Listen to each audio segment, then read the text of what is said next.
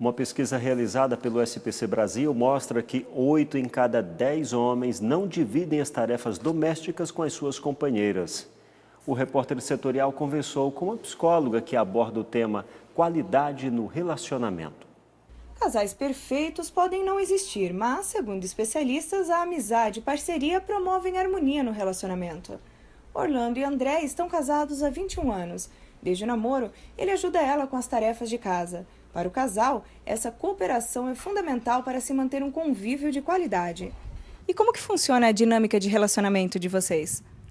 É uma dinâmica muito boa. A gente, ao longo desses 21 anos que nós estamos juntos, a gente foi se adaptando de uma forma bem natural, porque fazia parte dele, ele ajudar a mãe dele dentro de casa. E eu vim de um lar que meu pai ajudava a minha mãe. Então, assim, nós acertamos muito nisso. E tem uma coisa muito interessante, o Orlando ele não é machista. Então, ele faz as coisas dentro de casa sem problema, não fere o ego dele. E o que te motiva a agir dessa forma? Eu acho que é importante o homem ajudar a esposa dentro de casa. É pesado o serviço dentro de um lar e também por ela, também para aliviar. Eu acho que quando duas pessoas estão propostas a seguir um caminho juntos, eu acho que é importante que o homem ajude também dentro de casa. Com a chegada agora do WhatsApp, Facebook, como que funciona essa dinâmica entre vocês? Nós somos da época do Orkut, né? E quando eu tinha o Orkut, gerou problemas por ele ser ciumento.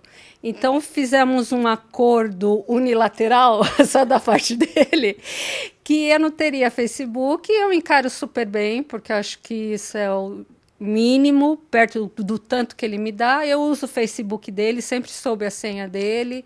Então, esse tipo de coisa não nos causou problema por causa disso, dessa conversa aberta que nós tivemos. A psicóloga Kênia acompanhou o bate-papo com o casal e, segundo ela, o fundamental para se manter um relacionamento funcional é o consenso nos acordos. Kênia, com relação à questão da qualidade de relacionamento, que foi abordado aqui com a André e com o Orlando, como que você enxerga isso como psicóloga? Eu gostaria que você pontuasse algumas questões. Então, Gisele, na verdade, eu gostei muito de perceber a dinâmica desse casal. A Andréia, ela é muito tênue, ela tem uma visão que ela afirma o feminino na relação de uma forma sem catastrofizar muito. Por outro lado, o Orlando, ele aceita muito algumas regras também que fazem que o casal tenha um sentido e que ele seja um casal funcional, bem saudável. E o que conta para um casal funcionar de uma forma saudável e ser satisfeito, feliz? São as regras e como eles se comportam, né, em relação às regras.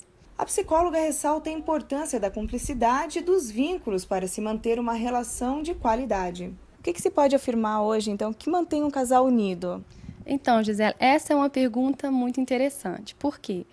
Com todo esse boom de WhatsApp, Facebook e as facilidades da vida moderna de se relacionar, o que realmente mantém um casal junto é o desejo de estar nessa relação. Aspectos principais seriam a cumplicidade, o vínculo. Um casal que forma vínculo, que tem uma história de vida, que se respeita, que faz regras, ele que está realmente preocupado com a qualidade de relacionamento. Minha gente, segundo a Organização Norte-Americana de Dependentes da Pornografia Virtual, 67% dos homens e 49% das mulheres acreditam que acessar sites pornográficos é aceitável. Na entrevista de hoje, o repórter setorial conversa com Jefferson de Souza sobre as influências desse mal. O assunto é sério.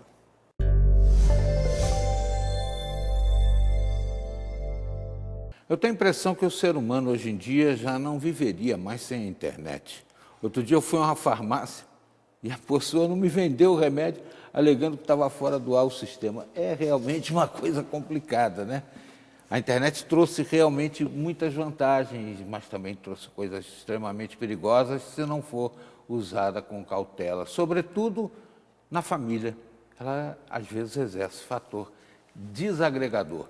Estou recebendo aqui o pastor Jefferson Souza, ele é de Salvador, Bahia, e está aqui trazendo suas luzes, seus conhecimentos já que fez um mestrado brilhante a respeito da influência, né, da pornografia na família. Tudo bem, pastor? Tudo bem. Satisfação em tê-lo conosco. É um prazer estar aqui com vocês também, participando desse momento todo especial. Eu dizia que a internet hoje está realmente vital, né? Sim. Mas tem coisas bastante perigosas ali. Às vezes a família para de falar entre si para ficar lá É verdade.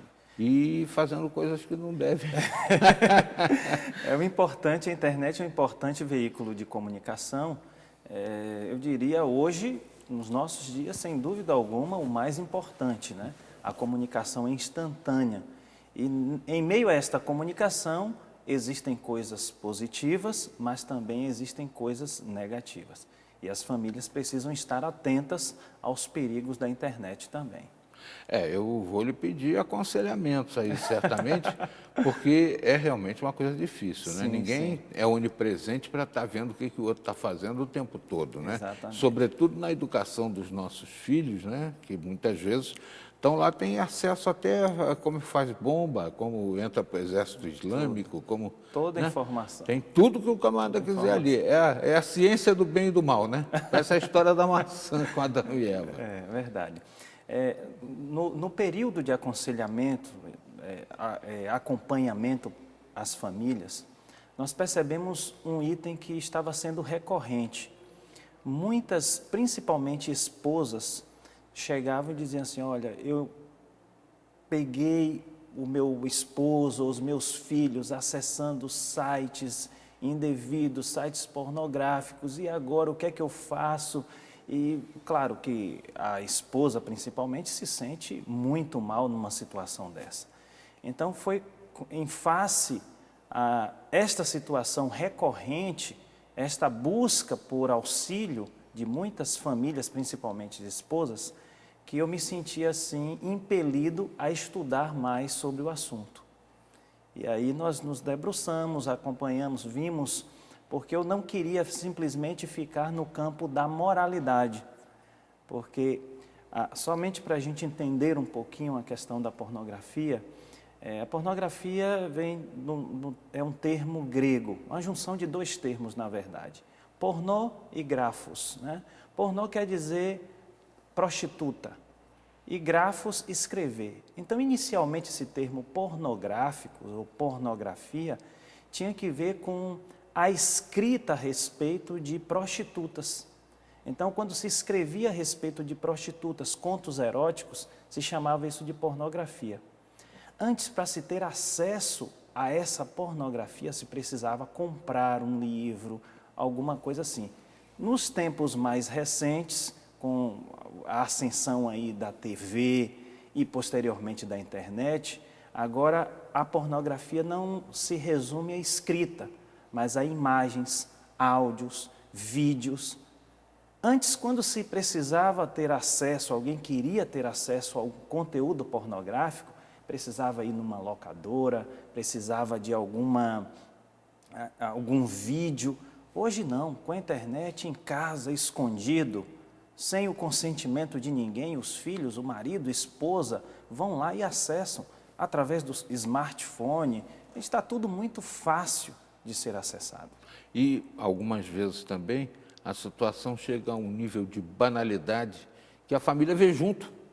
Né? Pois é. Aí é o fator mais destrutivo de tudo, né? É a verdade. perda total, né, da vergonha, sei lá. Sabe que uma certa ocasião eu fui convidado para participar de um encontro de combate à exploração sexual infantil. E uma das pessoas que estavam palestrando lá, ele fez o seguinte comentário, uma pessoa instruída, sabe, um nível intelectual bem elevado, e ele teceu o seguinte comentário, ele disse, olha, essa questão da pornografia é um assunto assim muito particular, então cada família vai definir o que é certo, o que é errado, cada família vai escolher quanto momento vai ter acesso. E eu tive a oportunidade de chamá-lo e dizer o seguinte, olha, o senhor está equivocado com relação a isso. O seu comentário está na contramão do que a ciência está demonstrando. Os psiquiatras, psicólogos, os achados científicos estão indo em outra direção. A pornografia não é uma questão de eu achar que isso é certo ou errado. Existem dados concretos científicos dizendo que existe sim algo maléfico para a família, algo maléfico para o físico do ser humano. Então não é só uma questão, eu acho que isso é certo, eu acho que isso é errado. Não, existem consequências físicas, existem consequências psicológicas, existem consequências sociais que influenciam diretamente na família e posteriormente em toda a sociedade. E nesse capítulo da banalização, pastor, a gente tem visto aí muita gente defendendo essa nova família, né, que coloca 2 pais e uma mulher no mesmo ambiente. É uma coisa extremamente difícil. Não estou querendo aqui estabelecer nenhum tabu, nem nenhuma questão preconceituosa, mas que tipo de exemplo uma criança que nasce num lar assim, nessa banalização complicada, vai ter na cabeça? Para ele, isso tudo é absolutamente normal e ele pode estabelecer uma relação tribal ainda maior do que essa. Mas eu vou lhe pedir a avaliação dessa situação na sequência da nossa entrevista aqui no Repórter Setorial. Nós voltamos já.